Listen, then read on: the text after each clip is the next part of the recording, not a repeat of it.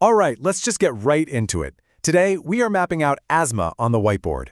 We're going to completely drop the fluff and get straight into the high-yield mechanisms and management strategies that you absolutely need to know. Whether you're a med student, prepping for your PG entrance exams, or really just someone who geeks out over clinical logic, we're going to break this entire process down step by step so it makes perfect intuitive sense. So let's start by framing our clinical logic with a pretty fundamental question. What actually is asthma, and why does it matter? Now, I know it sounds super basic, right? But understanding the exact, precise definition is definitely not just some academic exercise. It is literally the master key to understanding all of the treatment steps we are going to map out later on. Well, it really all comes down to this classic triad. Asthma is defined by three major non-negotiable things. 1, it's a reversible airway obstruction. 2, it features massive airway hyperresponsiveness. And 3, it's fundamentally a chronic inflammatory process, usually an eosinophilic one. So reversible, hyperresponsive, and inflammatory. You've got to keep those three exact words locked in your head because they are going to dictate every single treatment decision we make from here on out. Okay, let's actually draw this out at the cellular level. Notice how a trigger, say inhaling a common allergen, leads directly to Th2 cell activation. Now, I want you to think of that Th2 cell as the 5-star general ordering an attack. It releases a highly specific payload of interleukins, namely IL-4, IL-5, and IL-13. This whole cytokine cascade is absolutely crucial because it recruits eosinophils and drives that intense airway hyperresponsiveness we just talked about. You need to memorize those specific cytokines, okay? Because we are going to act like molecular snipers and target them with drugs in just a few minutes. So what does this actually look like in the tissue? If we compare a healthy normal airway to an asthmatic one, the crucial takeaway is that the cellular cascade we just discussed causes major structural remodeling. It's like a construction project gone completely wrong. In the asthmatic airway, you see smooth muscle hypertrophy, thick submucosal edema, and these dense, sticky mucus plugs just choking the lumen. The epithelium is literally shedding off. And this structural remodeling is exactly why your patient is sitting in front of you wheezing and struggling to pull in a full breath. Now, what actually flips the switch? What triggers this hyper-responsive airway to just spasm and clamp down? Obviously, allergens like dust mites and fungi are the classic culprits, but you know what's highly testable? Viral infections and medications. Rhinovirus, for instance, is a massive driver for acute exacerbations. Also, you always have to ask your patients about recent medication changes. Did they just start a new beta blocker? What about NSAIDs like aspirin?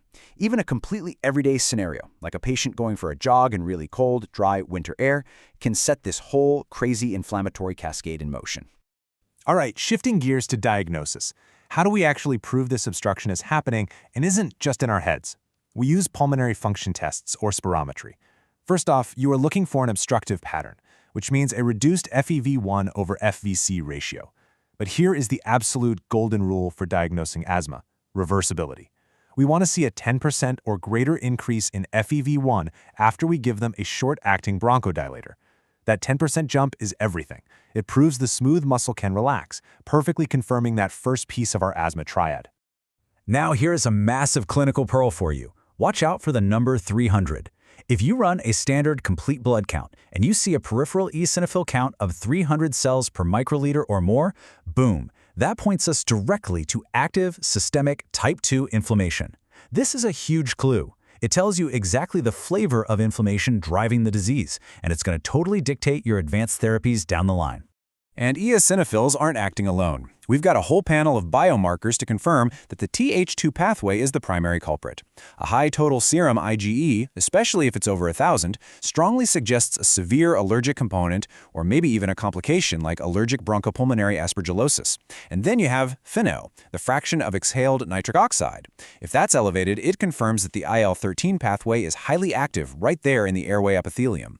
Tracking FeNO is incredibly useful to see if a patient is actually responding to the treatments you've given them. Okay, so how do we fix it? This is the fun part, because the pharmacology maps perfectly back to the pathophysiology we just covered. Notice how every single drug class directly targets and blocks a very specific step from our flowchart. SABAs and LABAs hit the beta-2 receptors to basically force that hypertrophied smooth muscle to relax. Inhaled corticosteroids act like a blanket to broadly shut down that whole type 2 inflammation cascade, and LTRAs, like montelukast, step in to directly block the leukotriene receptors. We are just guessing here. We are literally reverse engineering the disease. When you're actually in the clinic managing a patient, it's all about stepwise flow. Think of it like climbing a staircase based entirely on symptom severity. Now, a huge practice-changing takeaway from modern GINA guidelines is the use of ICS for formoterol. We actually use it as both an as-needed reliever and a daily controller really early in the disease now.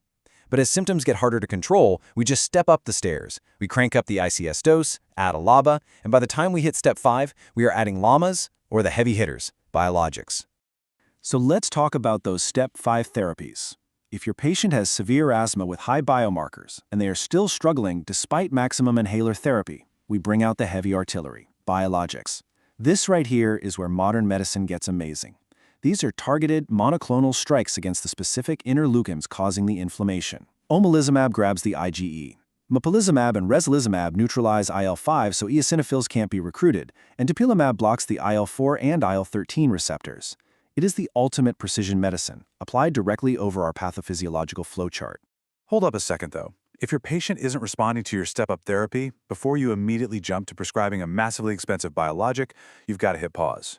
You must evaluate for high-yield comorbidities. Check them for chronic rhinosinusitis with nasal polyps. Evaluate for obesity and GERD. Look out for inducible laryngeal obstruction. And seriously, don't forget anxiety and depression. Any single one of these can brilliantly mimic or severely aggravate their asthma, making it look totally refractory to your standard treatments when it's actually something else entirely. And speaking of tricky scenarios, let's talk about an absolute board exam favorite, AERD, or aspirin-exacerbated respiratory disease. Picture this. A patient takes a standard NSAID for a mild headache, and suddenly they are in full-blown respiratory distress. Wild, right? It's a very specific triad of asthma, nasal polyps, and NSAID sensitivity, and it's driven almost entirely by leukotriene overproduction. But because we understand that exact molecular mechanism, we know for a fact that therapies like montelukast to block those leukotriene receptors or dupilumab to shut down the broader inflammation are going to be absolute game changers for these patients. So let's wrap this explainer up with a thought to really chew on. As we get better and better at perfectly mapping and blocking these cellular pathways with increasingly targeted biologics, could we eventually cure asthma entirely? Like, are we rapidly approaching a future where this disease is no longer just managed with daily inhalers, but actually erased at the molecular level? Keep that in the back of your mind as you study these mechanisms. Thank you so much for joining me on the whiteboard today, and keep that clinical logic sharp.